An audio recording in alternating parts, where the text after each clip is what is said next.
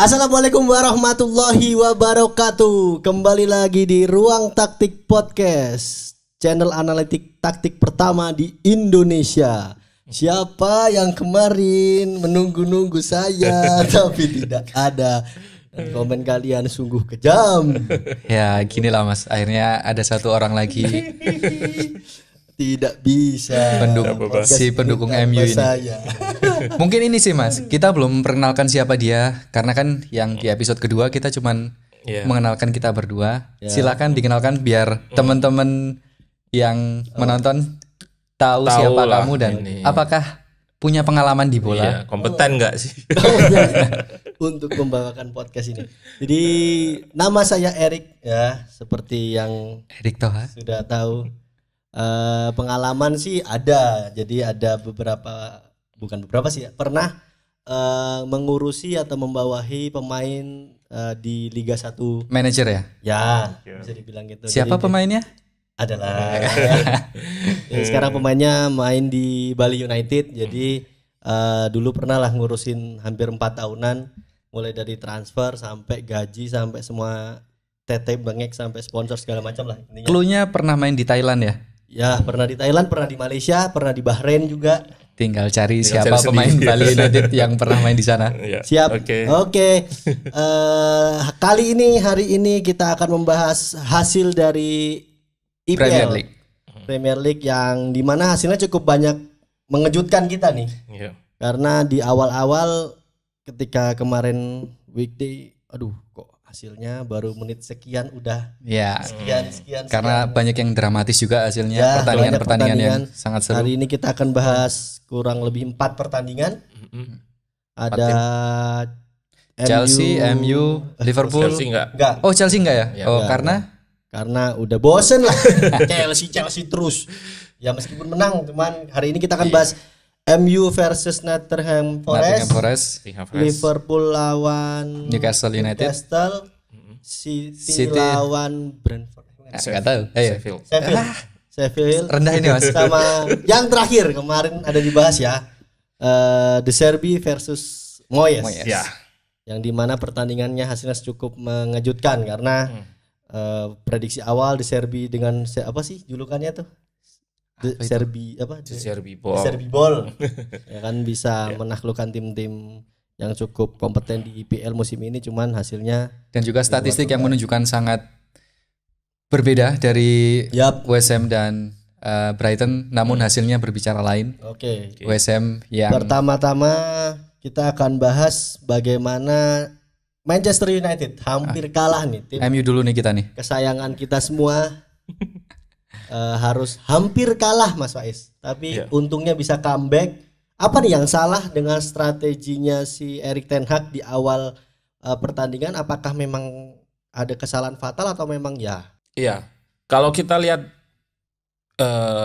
babak pertama itu sebenarnya menitnya terlalu awal untuk melihat sebuah taktik gitu ya, sebuah taktik. Tapi yang jelas di situ ada taktik serangan balik. Terus yang pasti MU nerapin taktik juga ketika set piece. Waktu itu kan situasi yang pertama set piece. Iya, dan Rashford yang ada di belakang sama Anthony. Iya, Rashford, Anthony. Terus sebetulnya awalnya itu ada Wan-Bissaka sebetulnya. Wan-Bissaka itu dia sempat ada gestur dia itu. Ya ini ulap. Iya. Bilangnya silau. Ulap. Silau. Ya dia ada gestur silau. Terus duel intinya aksi bertahan lah kalah. Terus di situ terakhir itu Rashford juga ada Anthony. Sedikit miskomunikasi dengan Anthony. Dia mengurangi speednya di beberapa detik awal. Terus dia ngerasa Anthony nggak kuat mengejar, akhirnya dia ngambil juga. Dan tapi aku itu kan kalau nggak salah Man City juga pernah, Kevin De Bruyne juga situasi seperti itu di musim lalu. Memang itu nggak kesalahan taktik sih. Artinya kalau set piece itu struktur biasanya. Jadi 3 pemain di luar itu 3 pemain di luar kotak penalti itu memang biasanya pelari gitu. Ini misalkan kotak penalti naruh 3 pemain itu pelari semua gitu. Makanya kemarin ada Anthony, ada Rashford. Biasanya sih fullback gitu. Kalau Man City ya Walker biasanya nggak naik gitu. Itu karena backnya kan Varane sama siapa itu pasti naik kan. Makanya tinggi. Dia buat itu. Makanya situasinya kemarin itu sebenarnya Rashford kalah duel secara fisikal gitu. Terus tapi speed sebetulnya Benar, secara taktik tuh benar Rashford untuk ngejar gitu. Wan-Bissaka juga ditaruh di situ sebenarnya. Iya, ada Wan-Bissaka juga sebetulnya, tapi kalah duel dan yang dikejar tuh Awoniyi punya speed dan punya badan yang kuat gitu. Dan aku menarik sih, tapi menyikapi keputusan Rashford tuh menarik juga karena dia nggak ngambil tactical fouls. Biasa kan kalau mungkin teman-teman ingat yang paling fenomenal tuh Valverde ya, Valverde lawan ATM. Iya, waktu lawan ATM dia tackle dari belakang kayak gitu. Dan yang menarik tuh dia nggak ngambil itu gitu. Itu menarik banget karena dia decisionnya sampai ke sana gitu. Sebetulnya dia itu menurutku oke sih, maksudnya itu terlalu awal untuk karena bikin kartu merah tuh Mas ya. Kalau kartu merah pertandingan terus, masih panjang. Nanti aku bahas juga sih soal keputusan kan kemarin viral juga tuh, rame juga masalah Van Dijk, masalah Worrall yang di match ini gitu. Kalau Rashford itu ngambilnya di dalam tackling di dalam, tactical foul-nya di dalam kotak penalti itu dia nggak merah malah justru. Tapi kan kena penalti. Ya. Nah itu udah aturan 2016 udah direvisi. Tujuannya memang biar pertandingan itu tetap kompetitif lah. Maksudnya udah kena penalti, kartu merah gitu kan. Enggak. Nah, kalau pelanggaran yang tactical foul yang di luar kotak itu istilahnya DOXO, denying opportunity, goal scoring opportunity, obvious. Intinya aku gambarin aja deh biar gampang. Ada 2 situasi tactical foul. Pertama itu DOXO itu ini misalkan nyerang ke sini ya. Nyerangnya ke sini DOXO sama SPA itu stop promising attack gitu. Stop promising attack itu gampangnya kayak gini lah situasinya. Contohnya situasinya kayak gini. Situasi stop promising attack itu masih ada back gitu. Masih ada back. Terus ini kalau di tactical foul itu masuknya itu tadi SPA. Tapi kalau kayak gini, nah beda kan? Beda kan? Ya ini DOXO. Nah kemarin si Rashford kan di belakang, berarti jatuhnya DOXO. Tapi DOXO itu kalau di luar DOXO kayak gini, Rashford kayak Valverde itu kartu merah. Karena lawan nggak kena penalti. Nah ini kejadian Van Dijk kemarin. Itu Van Dijk berarti dia dianggap wasit. Aku nggak bilang dia DOXO, tapi dalam tanda kutip wasit nganggap itu DOXO gitu. DOXO karena karena situasinya Van Dijk itu sebetulnya kalau menurutku ya itu sebenarnya nggak terlalu DOXO sih karena dia agak di samping nggak sih? Nah betul karena terobosan terus si itu dapat bola memang. Dan Van Dijk itu ngajar kaki tapi dari samping gini sebetulnya. Benar. Sebetulnya masih kecuali kalau bolanya udah ke sini. Nah, udah ke sini udah lari terus dia terlambat. Ini jelas banget itu DOXO gitu. Tapi kemarin tuh menurutku enggak terlalu sih situasinya, enggak terlalu DOXO banget gitu. Masih dari samping diajar di sini terus sebetulnya pun kalau lolos masih ada Matip sebetulnya meskipun jauh gitu. Tapi minimal dia bisa kasih gangguan lah. Makanya secara keputusan udah betul. Kalau itu wasit itu nganggap itu DOXO, memang kartu merah gitu loh. Karena wasit nganggap itu DOXO. Langsung denying obvious gitu. Daripada misalkan masih ada back itu berarti SPA. Itu bakalan kartu kuning kalau kayak gitu. Makanya sebetulnya masalah Van Dijk itu cuman di 2 sih, DOXO atau SPA aja perspektif wasitnya. Tapi kalau keputusannya benar. Pelanggaran dan keputusan tersebut apakah masih bisa di Liverpool mengajukan banding karena kan seperti yang terjadi di sebelumnya McAllister terkena direct kartu merah banding dan dikabulkan oleh FA dia tetap bisa main di pertandingan selanjutnya. Nah menurut Mas Wai sendiri dari pelanggaran yang dilakukan Van Dijk nih kemarin apakah ketika Liverpool mengajukan banding akan diterima melihatkan kemarin keputusan wasit tidak didukung terlalu penuh oleh VAR. Jadi ketika ada banding kan mesti akan dilakukan pengecekan VAR yang lebih kompleks. Iya biasa sebetulnya ada pengecekan VAR tapi nggak ditayangin di TV sebetulnya. Sebetulnya wasit tetap VAR tapi komunikasi aja sebenarnya sama di ruang VAR gitu. Sebenarnya kasusnya juga sama dengan Worrall gitu yang di pertandingan yang kita bahas MU ini ya. Si Bruno dapat bola situasinya gini tapi kalau Bruno ada 2 back dia terus ada bola lambung seperti ini Bruno mau ngambil dijegal dari luar sebenarnya mirip sama kayak Van Dijk sih sebetulnya dan hukumannya sama merah gitu. Cuman bedanya yaitu bolanya ini sebenarnya ada back gitu, ada back lain gitu. Tapi kalau Matip agak jauh makanya sebetulnya justru yang ditanyakan tuh MU itu sebetulnya, makanya kayaknya bakalan banding ininya Nottingham Forest. Forestnya. Tapi kalau ditanyain balik lagi apakah Liverpool banding, ada peluang untuk seperti McAllister. Kayaknya sih menurutku sih agak berbeda. Kalau McAllister tuh memang betul-betul ini dia. Kartu merahnya aneh. Iya aneh. Kalau Van Dijk ini menurutku enggak, karena itu tadi Matip masih di sini, terus situasinya itu dianggap wasit, ya udah tinggal orang terakhir. Isaknya itu udah orang terakhir gitu. Anggapan wasit gitu. Mungkin dicek VAR-nya ya seberapa jauh sih Matip, apa bisa nggak ngambil gitu. Mungkin itu aja sih mungkin. Oke, terus habis itu tapi si Manchester United ini bisa comeback nih Mas, meskipun 2 gol tertinggal lebih dulu. Mentalnya ini sepertinya ada sosok Fergie nih di Erik ten Hag. Karena kan seperti yang kita tahu, MU tuh biasanya memang suka menangnya tuh terakhir-terakhir nih, kalah. Suka menang sulit ya. Ya. Mempersulit diri. Karena kalau ada yang susah ngapain digampangin MU tuh.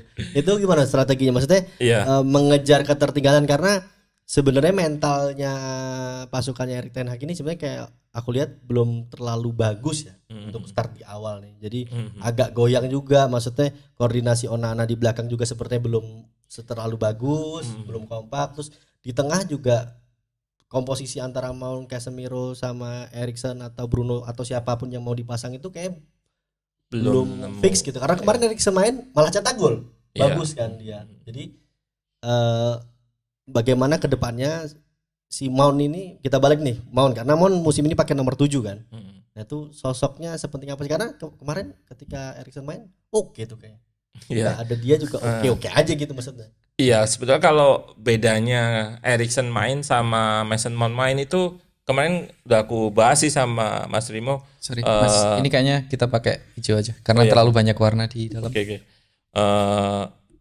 Jadi bedanya Eriksen sama Mount itu kayak kebagi gitu. Kalau Mount itu kemarin udah kita bahas, dia ikut nyerang sama Bruno, terus lini depan tuh kayak flat gitu. Kalau flat ini. Jadi Casemiro itu selalu kelihatan sendirian gitu. Kelihatan sendirian di sini. Tapi kalau Eriksen itu dia nggak terlalu ngambil flat, meskipun dia kemarin nyetak gol ya, artinya dia maju gitu. Tapi pembacaan permainan dia lebih oke gitu. Dia tahu kapan masuk kotak, dia tahu kapan harus stay di nemenin Casemiro. Itu perbedaannya, meskipun secara kemampuan bertahan sebetulnya dia kalah sama Mount. Tapi kalau kecerdasan dan pembacaan permainan tuh dia lebih oke gitu. Yang bikin dia nggak oke itu upgrade.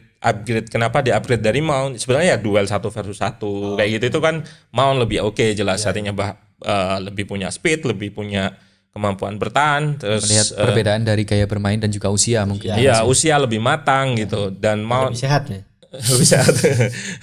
Dan Mount kan kemarin ya sebetulnya lagi dalam form yang nggak bagus sebetulnya. Karena pemain itu sebetulnya kan ya bukan kayak di game PS yang punya ada hijau, kuning, merah, terus ratingnya kalau di FIFA itu 90 gitu kan, nggak mungkin 90 terus siap pertandingan kan, nggak kayak gitu. Lagi Mount itu sebetulnya agak turun juga sih. Lagi 60 ya? 60. Lagi 60. Intinya dari kemarin dia bisa karena dia bisa membaca, Eriksen lebih bisa permainan.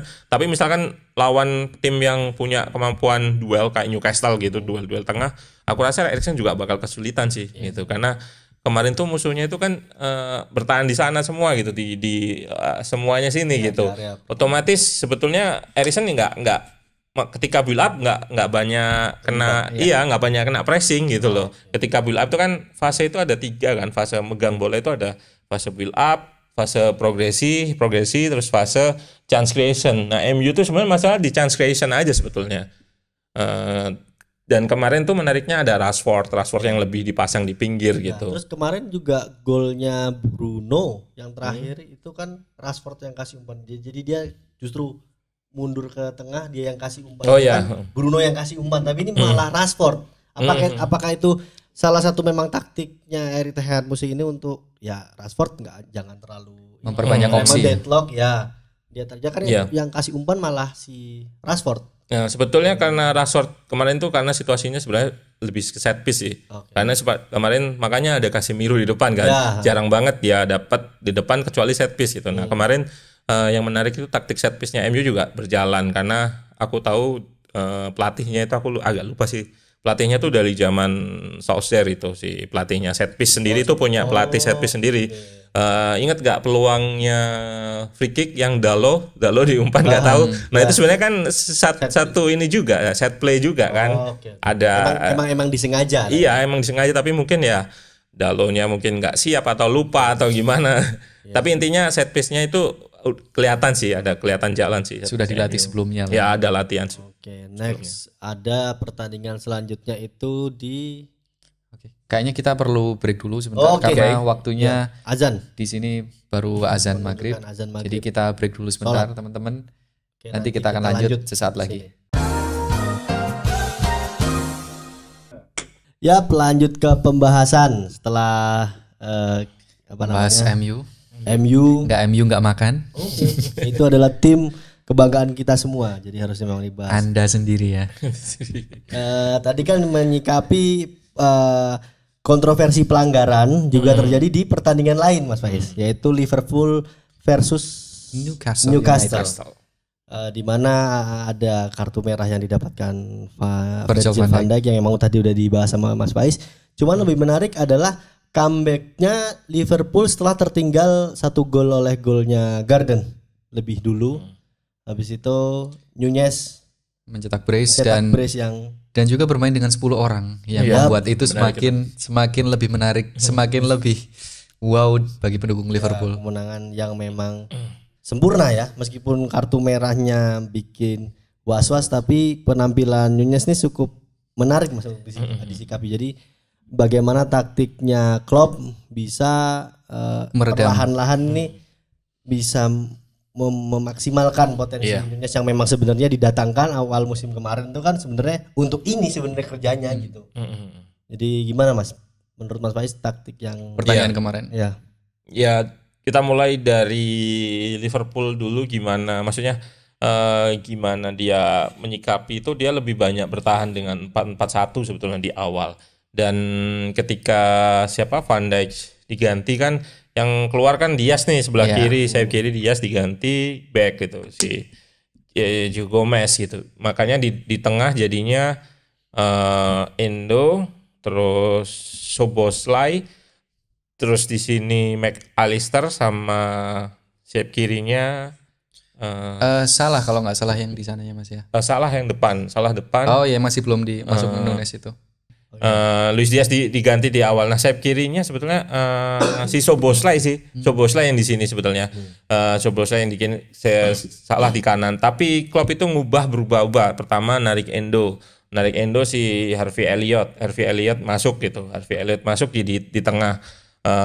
Lalu awalnya sih dia di kanan sebetulnya. Awalnya dia di kanan. Tapi setelah pergantian terakhir ketika Nunez masuk, jadinya salah ditaruh di sayap, Nunez di depan, Harvey Elliott jadinya di tengah sama Szoboszlai. Jota di sayap kiri, bukan Diaz. Sayap kirinya Jota. Dan menariknya Liverpool tuh kemarin setelah dikonfigurasinya diganti kayak gini, yang pertama titik tumpuan serangannya itu salah, diganti jadi Nunez gitu. Nomor 1 Nunez itu nomor 9 murni dia. Nomor 9 murni sebetulnya sama kayak Salah ketika dipasang di sini sih. Tapi Salah itu bedanya dia nggak sering menggantung lah. Menggantung itu ini back di sini terus gitu. Kayak nomor 9 murni lah, kayak dulu zamannya Inzaghi kan suka kayak gitu, nempel back terus kayak gini kan. Salah itu nggak tipikal kayak gitu bedanya. Dan satu lagi yang menarik itu sebenarnya taktiknya Klopp itu membiarkan sayap kiri ini kosong gitu. Jadi Jota itu sebenarnya naik jadi ke tengah gini. Makanya dia bikin umpan juga kan, bikin assist juga ke Nunez meskipun ada kesalahan dari Botman, meskipun dari Botman, tapi yang menarik itu tadi, jadi Klopp itu tahu dia kurang pemain, dah nggak mungkin, nggak ideal lah intinya, tapi dia milih ruang yang ditinggalin gitu. Nah itu Jota di sini dan Salah juga agak masuk sini, tujuannya untuk supply Nunes ini. Jadi Nunes benar-benar nomor 9 yang nggak perlu ngambil bola. Sebelum gol itu dia sempat ngambil yang bola di lob, terus dipegang tapi kontrolnya jelek, di rebut lagi. Tapi udah kelihatan jadinya ide mainnya tuh udah kelihatan ya, Nunes di sana aja gitu, di depan aja, dan dia punya meskipun tinggi dia punya speed itu bagus. Tapi sebenarnya kelemahan Nunes yang nggak terlihat di pertandingan kemarin, kelemahan Nunes tuh agak kemaruk sebenarnya. Kemaruk tuh kayak terlalu egois sama tendensi untuk nge-shootnya tuh tinggi gitu. Bola-bola susah di salto. Bola pernah ada klip juga dari luar kotak penalti salto, dari heading, di segala macam. Intinya Nunes tuh agak kurang di situnya. Opportunisnya gede itu. Dan itu sih dari taktiknya Liverpool itu. Dan sementara sebenarnya Newcastle juga nggak jelek-jelek amat sebetulnya. Dia 23 shot kemarin, 23 shot, berapa on target, terus XG-nya juga sampai 1,89 kalau nggak salah, lebih cukup besar XG-nya. Jadi sebetulnya nggak jelek, tapi finishingnya udah buruk, dan kemarin ganti Gordon dulu, diganti Harvey. Karena Gordon bermain cukup bagus juga dan mencetak gol tenangan meskipun masih muda juga tetap oke. Dan aku ngelihat juga penampilan dari Trent sendiri waktu sebelum Van Dijk keluar, dia kan salah satu golnya menurutku kesalahan dari Trent juga. Jadi golnya itu aku mau jelasin sedikit ya, sorry Mas. Dia ini kan orangnya Trent kan Garden gitu, tapi Garden tuh suka cut inside ke sini. Nah, si Endo dipancing sama Isak, kalau nggak salah. Isak tuh ke sini, jadi Endo kosong ke sini. Jadi otomatis ruang sini ini kosong. Ketika Garden cut inside, Trent nggak ngikutin, dah kosong. Sorry, ini kartu merahnya Van Dijk nih. Sorry, aku jelasin kartu merahnya Van Dijk, terus dia bikin terupas ke sini. Itu kartu merahnya Van Dijk, makanya Endo nggak ada, Trent lepas, makanya udah nggak ini udah. Tapi waktu Van Dijk udah keluar, Trent tampil menurutku cukup dominan di lini belakang. Dan juga nggak bisa dipungkiri penampilan dari Alisson Becker pada malam itu. Penyelamatan banyak banget. Banyak udah banget kayak Hernando di final kemarin. Bagus, tapi itu banyak penyelamatan juga tuh si Alisson. Kalau nggak ada kayaknya 3-2 lah ya. Minimal 3-2 itu kalah. Ya seperti itulah Liverpool. Mereka suka kesulitan melawan tim-tim menengah, tim-tim kelas papan tengah. Sekarang udah top saja. Sudah top. Ya menurut sebetulnya karena kartu merah Mas. Iya, sebetulnya kartu merah terus start buruk gitu. Sebenarnya kalau kita udah bahas MU gitu, startnya buruk kan, di start awal tuh buruk. Sama Arsenal juga. Arsenal tuh lagi nggak kita bahas, tapi kita bahas dikit. Arsenal tuh juga startnya buruk gitu. Kebobolan 3 gol itu 3 pertandingan kebobolan duluan gitu. Karena memang gitu sih, tim itu nggak bisa langsung cepet panas cepat gitu. Benar. Ada yang gitu start buruk, masih belum fokus dan segala macam. Nah, Liverpool juga kebanyakan tim sekarang masih kayak gitu. Dan juga yang kasihan si Endo ya. 2 pertandingan awal selalu bermain dengan 10 orang. Tapi fisiknya cukup oke. Iya, betul. Nah, Jepang juga tua, cuman belum terlalu tua karena masih 30-an ya. Oke, next, tidak perlu panjang-panjang nih sepertinya karena Manchester City lagi dan lagi berhasil menang meskipun dengan agak kesusahan karena memang ketinggalan lebih dulu. Seri disamakan terus ada peluang penaltinya Erling Haaland yang gagal meskipun City dulu terus seri sama 2-1 habis itu. Ya maksudnya ini bukan penampilan Manchester City pada kebiasaannya nih Mas, karena tampil kurang superior. Harusnya kan menang dengan mudah, selisih 2 gol, 3 gol dengan lawan Nottingham Forest yang ada apa nih Mas? Sheffield. Ada apa nih Mas Wes yang bisa City? Sebetulnya karena Man City juga Pep tuh kan kemarin yang pasti itu nggak pakai backnya diganti, Akanji nggak main kayak gitu-gitu. Dia juga dijual ya? Udah di Al Nassr. Nah makanya Pep tuh sebenarnya ngikutin ini sih, dia itu ngasih jaminan ke pemain. Dia nggak nggak dikasih jaminan untuk starter gitu. Jadi dia jadi pemain itu memang di challenge untuk training, untuk latihan tuh bagus gitu. Karena Pep bakal nentuin starternya itu di situ. Gitu. Itulah makanya, salah satu tantangan dari pemain FPL ketika memilih squad dari Man City. Yakin masuk ini sama Pep, nggak dimasukin. Karena itu Pep tuh ngelihat latihannya, tapi itu juga menarik juga karena membuat pemainnya latihan itu jadi jadi benar-benar serius. Makanya tahu-tahu di drop gitu. Walker aja musim lalu juga sama gitu. Yang menarik sih sebetulnya kemarin tuh Walker juga sih yang menarik. Kemarin dia bikin kesalahan kan, dia back heel, dia back heel di sini, terus bolanya malah kena lagi terus ditendang dan terjadi gol. Dan golnya itu ketika shape-nya City itu sebenarnya belum kemarin aku bahas soal balance sama unbalance. Kalau balance kan udah siap nunggu di sini gitu. Tapi kemarin tuh lagi nggak unbalance gitu, turun terus pas bola di switch ke sini itu kayak freeze gitu. Mereka itu kayak siapa yang ngambil gitu karena lost moment gitu Mas. Ya, Grealish tuh kayaknya belum turun, makanya agak lost moment terus akhirnya terjadilah gol gitu dari setelah diubah itu. Karena kalau bola udah digeser ke sini, back itu harus ngikutin geser. Intinya masih kondisinya belum unbalance sih. Makanya jadi PR juga sih Pep ketika situasi kayak gini. Sebenarnya kemarin Sheffield juga cukup banyak ada beberapa peluang juga yang dari serangan balik gitu. Nah, PR-nya tuh itu sebenarnya beberapa musim yang lalu kan gitu.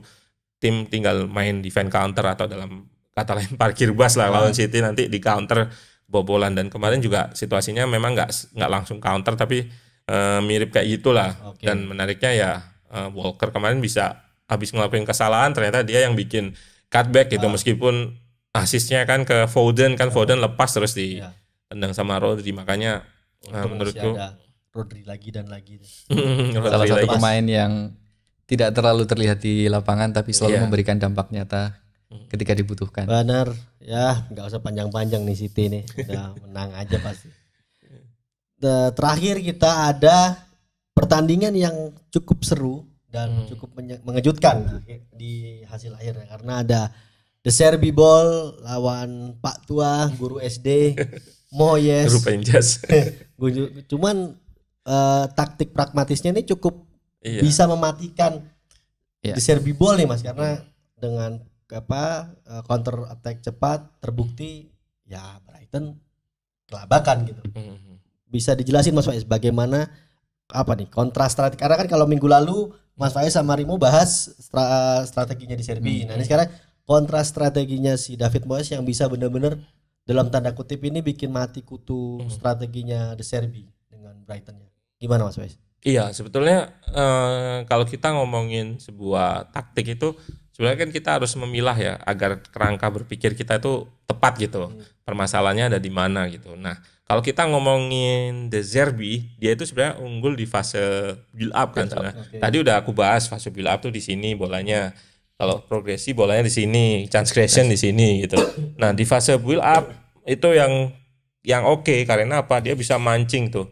Mancing pressing lawan, naik semua, minta tolong Mas Rimo, naik terus yang strateginya The Zerbi itu dia strikernya tuh Welbeck sama Ferguson tuh sebenarnya bukan striker betulan gitu, seringnya malah turun terus double pivotnya turun juga, jadinya kena press, ini juga naik.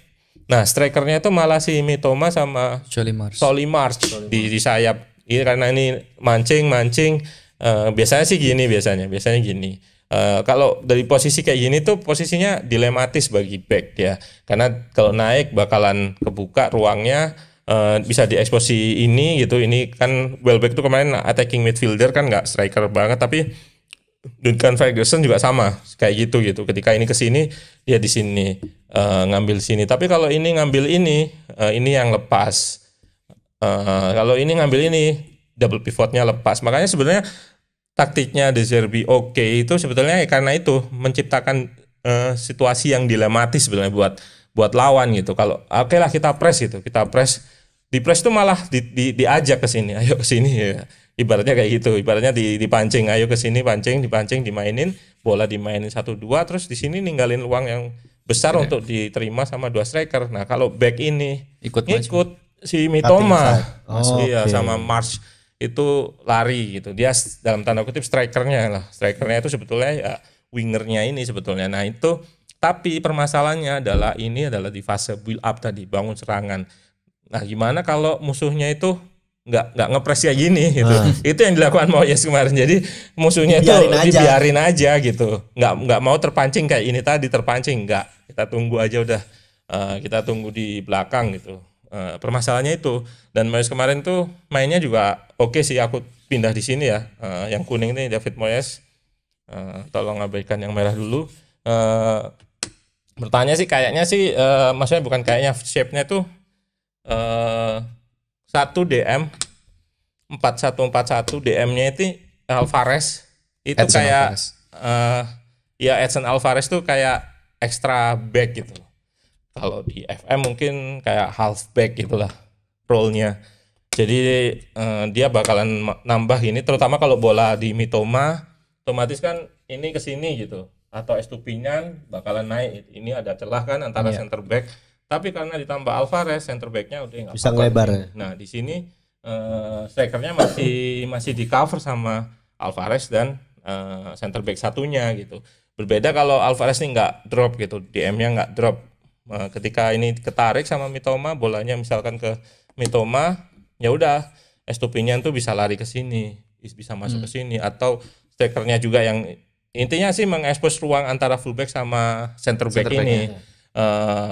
De Zerbi kalau dari sayap, tapi ini kemarin nggak terjadi. Terus dia kesulitan juga gerakin defense ini. Jadi West Ham tuh ketika kemarin udah kita bahas kan lawan Chelsea ya, Chelsea tuh nggak bisa gerakin ini gitu. Ketika bola ke sini mereka itu langsung pressnya itu langsung 5 gitu, 5 atau 4 orang pemain tuh bakalan kasih jebakan press gitu. Jadi bola ke sini kena press, terus balik lagi biasanya. Kalau nggak dapat ya udah balik lagi, shape-nya tuh ganti lagi. Tapi ke tempat lain juga sama, di press lagi. Tempat mereka pressing trap-nya itu benar-benar ngeri sih. Tapi ya itu nunggu, jadinya 24% possession kayak gitu-gitu jadinya. Memang pragmatis aja kayak. Iya, pragmatis. Jadi timnya itu dalam tanda kutip dibuat nyaman keserang gitu. Diserang, dibikin tim yang nyaman, ketika keserang malah nyaman gitu sebetulnya. Dan juga lini tengah dari West Ham kan ada Paqueta, Edson Alvarez, dan juga satu nama yang nggak bisa dikesampingkan, James Ward-Prowse yang nomor 7 backup.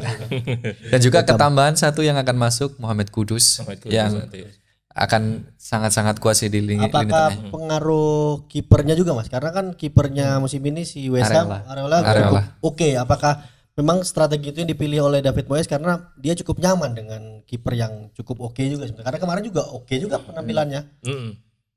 Kiper kalau nanti mungkin Mas Rimo akan bahas penampilannya, tapi dari segi taktik tuh dengan permainan seperti ini tuh kiper tuh jadi nggak perlu keluar sering gitu. Jadi tipikalnya itu tipikal shot stopper memang, yang shot kena blok itu. Kalau penampilan sih mungkin Mas Rimo yang bisa. Kalau dari penampilan sendiri cukup oke, dia melakukan banyak penyelamatan dan seperti yang dikatakan Mas Faris, kalau dia lebih ke shot stopper, dia tidak terlalu banyak keluar dari sarangnya.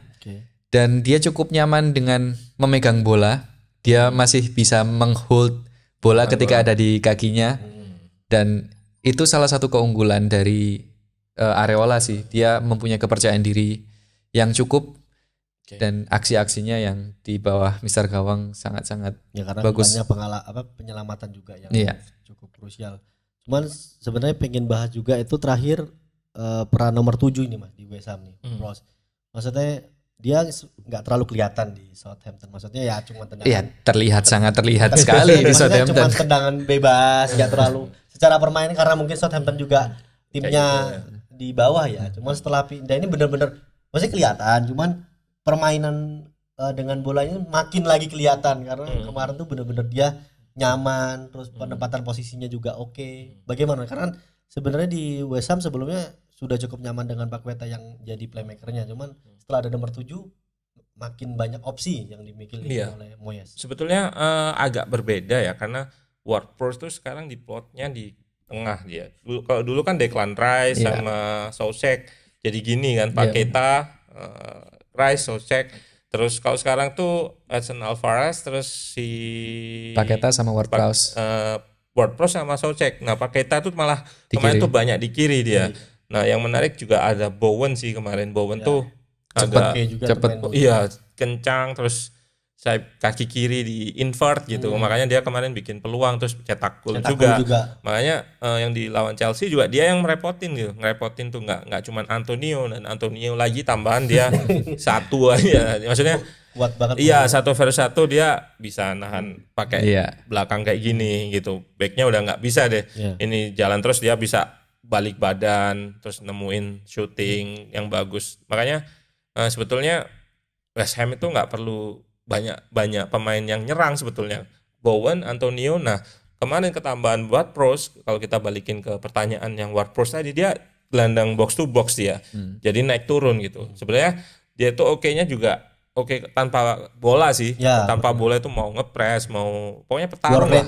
Ball rate-nya tinggi, dan kemarin sempat karena kena kartu kuning kalau nggak salah karena dia tackle itu. Makanya sebetulnya dia di tim kayak West Ham ini kelihatan cocok ya untuk di 3 game ini, kelihatan karena punya work rate, punya daya juang tinggi, terus dia bisa masuk itu tadi box to box itu, dari box ini ke box sana masuk dan dia bisa cetak gol gitu. Oke. Berarti terakhir nih Mas Faiz pertanyaan. Dari 4 tim yang kita bahas ya tadi, MU, Liverpool, City sama West Ham dan Brighton-nya. Maksudnya siapa pemain yang paling oke di antara pertandingan tadi itu? Maksudnya di masing-masing pertandingan pemain Man yang of the paling match-nya. ya menurut Mas Faiz dan Bung Rimo nih siapa nih? Mungkin dari aku dulu ya. MU versus Nottingham Forest. Kalau aku sih dari MU versus Nottingham Forest tentu saja Bruno. Dia melakukan banyak sekali gerakan-gerakan yang menyulitkan lawan dan umpan-umpannya. Kalau di pertandingan Liverpool tentu saja Nunes. Dia menjadi sosok pemecah kebuntuan dan jawaban atas pertanyaan siapa yang akan mencetak gol di pertandingan hari itu. Terus di pertandingan City cukup susah, tapi aku bisa bilang Rodri sih. Rodri tetap pemain yang selalu ada ketika memang tim membutuhkan sosok satu orang yang jadi harus keluar nih satu orang buat beda. Iya betul. Next. Yang terakhir aku suka sih jujur di Ward-Prowse sih. Ward-Prowse underrated banget. Kayak salah satu ini ya pembelian tersukses musim ini. Menurutku. Baru 3 match. Nggak tahu gitu.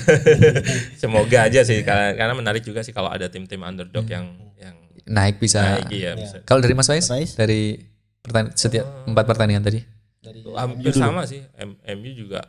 Sebenarnya aku mau sorotin juga soal Rashford gitu. Rashford itu kemarin kan nggak ada Martial kan, jadinya dia di sayap gitu. Nah, Rashford itu tipikal striker yang MU itu kelemahannya sebetulnya. Dia punya umpan 1-2 yang bagus sebetulnya.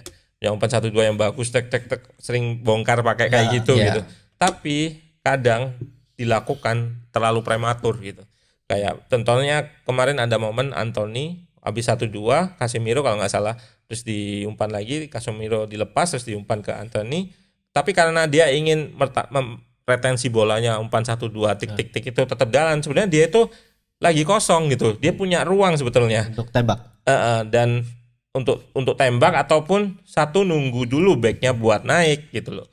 Kalau back naik otomatis kan kesini gitu, tapi MU itu sering lebih prematur, makanya umpan-umpan itu sering dilakukan ketika back itu ya tadi kayak aku bahas soal balance masih tadi. Balance. Masih balance gini gitu, langsung keburu diumpan ke belakang lini gini. Kan sulit kan, umpan-umpan dekat gini kan sulit sebetulnya. Apalagi terobosan kalau lawannya rapat gitu kan agak benar-benar sulit lah. Ibaratnya Bruno pun sering kayak gini juga terlalu tinggi, atau bahkan umpan ke Bruno itu kan terlalu deres sebetulnya. Nggak yang kartu merah itu. Makanya MU itu harus lebih sering main di ruang antar lini gini, antar lini, ini lini belakang, lini tengah, harus lebih sering di sini. Terus sering juga nunggu sampai lawannya naik bereaksi dulu.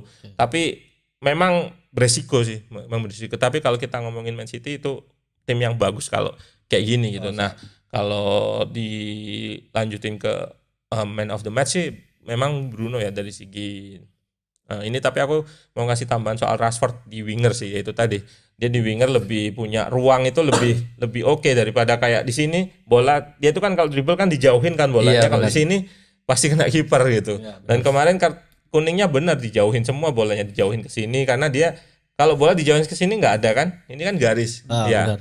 Tapi kalau di sini di striker, dia posisi striker dijauhin, kena kiper. Itulah makanya Rashford tuh sebetulnya lebih nyaman di posisi awalnya ketika memang dia mulai debutkan di sisi kiri juga. Sebetulnya dia bisa juga sih jadi striker nomor 9, tapi menurutku lebih optimal dia di winger. Makanya aku lebih suka kemarin tuh Rashford juga jadi man of the match lah buatku, karena dia bikin penalti terus bikin ini assist juga. Oke, next Liverpool ya pasti ya Darwin Nunez, tapi apa ya pemain lain siapa ya?